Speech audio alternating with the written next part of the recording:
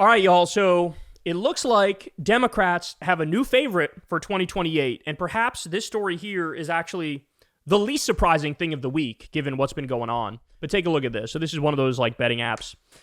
And they say Gavin Newsom is now number one. And he's number one pretty comfortably by 7%. So Gavin Newsom's at a 20% chance of being the 2028 nominee. Number two, pretty comfortably, is AOC at 13%. Pete Buttigieg is at 9% in the number three spot. I would be surprised if that didn't go down, because the answer he gave on Gaza was so horrific when he was on the Pod Save podcast that he felt a need to go to Politico and try to clean it up after the fact, and didn't even do a very good job at that, by the way. So, so you have Newsom number one, AOC number two, Buttigieg number three, and then you have Shapiro and Wes Moore at 5%. But look at that. Look who's tied with both Josh Shapiro and Wes Moore. In the number four position, Jon Stewart is at 5% in the betting markets for 2028. 5%. This is a guy who, to my knowledge, has really said Dickie McGeezax about running. And the only time it was brought up was when Mehdi Hassan like casually brought it up to his face. And Stewart didn't just like outright reject it. And so that's all we got. But he also made some comment like, well, what reality star are the Democrats going to run in order to win back the country? And that was a little bit of a sign of like, I get it. We need like celebrities now. And who's the celebrity? Jon Stewart. He's a comedian, right? So 5% for him is fucking solid. I have to say 5% is solid. Now imagine he starts publicly flirting with the idea stronger. That shit could go up. He could be number two, like within a month. If he just made one joke on his show about maybe I'll consider throwing my hat in the ring, oh my God, people would fucking lose it. I mean, look, we already have, shout out to the Draft Jon Stewart 2028 Twitter account, almost 17,000 followers on this account, right?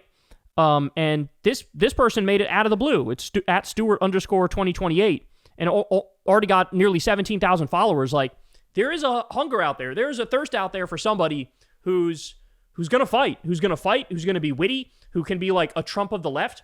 But that actually brings me to the other person. The number one is Gavin Newsom. The reason why he surged number one, he was dead in the water. People forget this. He was dead in the water. Why? Because he launched after the 2024 election and Trump getting back in the White House. He launched a podcast, and the podcast was a joke. The podcast was, here, let me have on sloppy Steve Bannon and give him a hand job. Let me have on Charlie Kirk, who's going to proceed to yell at me and embarrass me, and I'm going to sit there and take it like a bitch. Let me have on Michael Savage, who's this asshole right-wing radio host who says like we should nuke a random Muslim country just to like send a message. This is who he had on. It was like one right-winger after another, after another, after another. And this is when Newsom thought, oh, I get it. So the political mood of the country is they want Democrats to move right and be more bipartisan and like have more conversations with right-wingers and try to understand them more. He misread the moment after 2024. And he thought, oh, we got to double down on the compromise and bipartisanship, and hey, maybe they're right about some things. But when he started doing those podcasts, everybody and their mother started shitting on Gavin Newsom, and he started plummeting in the odds for the future, plummeting in the polling. And apparently he learned pretty quickly. He was like, okay, all right, I got to about face here. And now he's doing the total opposite strategy. And the strategy he's doing is he's basically copying Trump on Twitter. Him and his press office are copying Trump on Twitter. They're making fun of the right. They're making fun of Trump. They're making fun of J.D. Vance. They're trolling like a motherfucker. They're shit posting like a motherfucker. It's a hilarious thing to see. I love it. Everybody I see also loves it. We're getting a kick out of finally a Democrat has given them a taste of their own medicine. And solely because of that, skyrocketed to 20%. And also the fact that he's fighting back on the gerrymandering. Remember, it was Texas that said, we're going to basically steal Democratic seats, add 5 more Republican seats, rig it in the middle of the decade, which is not a thing, right? But they're making it a thing. And so Newsom says, okay, whatever you do, we're just going to fucking wipe out what you do. We'll eliminate the Republican seats here in California. And it's like, finally, you have to fight fire with fire or you just lose in perpetuity, right? So that explains it. And I don't know, man. I'm curious what you guys think, because here's my concern with Gavin Newsom. My concern with Gavin Newsom is that he ends up being another, what's his face? John Fetterman.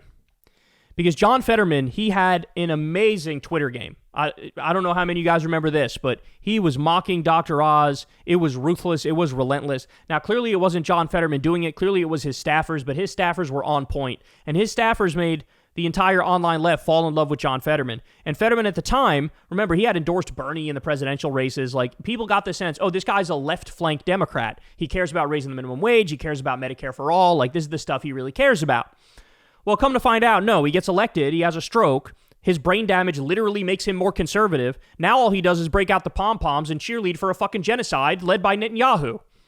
And so, talk about a betrayal. I mean, now he's despised even more than Manchin and Sinema, right?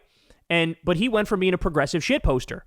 And so the concern is, and Current Affairs Magazine wrote a good article about this, and Nathan J. Robinson has a good track record on this stuff. He was calling out John Fetterman even when everybody loved him and he was shit posting. He was saying, this is not serious and this guy's going to fucking stab us in the back. And well, shit, turns out he was right. He's now warning about Gavin Newsom and saying, look, he's not progressive. Just because he's fighting, which everybody wants, everybody loves it, everybody's thirsting for it, does not mean that he has the policy chops to match it. And, he's raining on everybody's parade right now, but at the same time, I mean, it's a fair point, right? It's a fair point. And look, I'm willing to be fair to Gavin Newsom. I'm willing to give all the Democrats a fair shake. But the fact of the matter is this. At best, you can say his record is mixed. So some of the good things he did, he banned book bans. Remember, the right was getting a book ban happy. And so in California, he said, we're going to pass a law to ban book bans. That was pretty based. He had that debate with Ron DeSantis and schooled Ron DeSantis. He signed a bill for California to make their own insulin. That's great. That'll save people a lot of money. He stopped maternity wards from closing, so he saved a bunch of maternity wards. He gave doxing victims the right to sue. He banned medical debt from credit reports. He did sectoral bargaining for fast food workers in California. That's one of the best things that he did. But then at the same time, you also have, he vetoed a bill to do universal health care in California. There's going to have a tough time explaining that one away, other than, hey, like, I'm bought by the special interests who wanted to kill that. I'm bought by the insurance industry. I'm bought by pharma, the healthcare providers, etc. Like, he killed a universal healthcare bill in California. That one's hard to overlook. He also vetoed a bill to get private equity out of healthcare. He also vetoed a bill to crack down on PBMs, the pharmacy benefit managers, which are just the middlemen that raise your drug prices. He also, of course, California has issues with crime and homelessness and all that stuff too. So, but look, I'm willing to be fair. The record is mixed. I'd take him over any Republican, and there's no questions asked there. But, Nathan Robinson has a point that somebody could be a fighter, but also still deep down, their politics are actually neoliberal, right? And that could be a problem. So, but it looks like he figured out the formula before any other Democrat. And that's kind of sad. Like, you would think that maybe AOC would have figured it out faster. And she's been doing good work. She did the whole anti-oligarchy tour with Bernie Sanders and whatnot. But you would think that it would be somebody from the left flank that realized this stuff sooner. And I guess, to be fair, there are some who did. I mean, Jasmine Crockett is the queen of fighting, and she's the best at it. Maxwell Frost fights like crazy, too. Al Green is the GOAT. We all love Al Green. So there are some people who figured it out. But, I mean, really what Gavin Newsom did is he took it to its logical conclusion and said, what if we literally just copy steal his whole shtick, and, like, we tweet like him? And then now you've opened up the door where all the right-wingers look like hypocritical idiots because now they're attacking Gavin for sounding like Trump. But it's like, oh, you sound so uncivil. This is so unhinged and unserious. And it's like, yes, that's the fucking point, right? So, like, he checkmated them. It was beautiful, but I would think somebody else would maybe get to this before him. But here we are. I'm sure between now and when the election actually happens, this stuff is going to shift 1,000 ways to Sunday. I'm sure about that.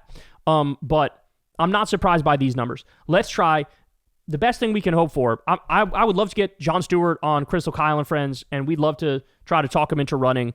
I'd love for him to start flirting with it more. Well, what I really want to do, because he's the only one that I'm super comfortable and confident would, like, win in crushing numbers. You know what I'm saying? I think the election is like a given if it's somebody like Jon Stewart, where we have our own version of a Trump. But the difference is our version of a Trump actually cares about people, right? You know what I'm saying? Wouldn't it be amazing to have a fighter like Trump, but on the left, and the stuff that person fights for is like, hey, let's have the number one infrastructure in the world. Let's end the corruption and clean up our elections. Let's end the wars. Let's do universal health care. Let's have a higher minimum wage. Let's do a 4-day work week. Let's eliminate medical debt. Let's do Social Security for all. Let's have universal daycare. Let's have a controversial charismatic celebrity who is our controversial charismatic celebrity. So that's the best we can hope for, I think, is, Jon Stewart getting more interested in having his name rise up here. But we'll see who else figures out the formula, but I'm telling you, man, it is right there for the taking. Hey, y'all, do me a favor and like and subscribe. It helps out big time in the algorithm. Click the bell as well for notifications when videos drop, and watch that video on screen right now. You know you want to.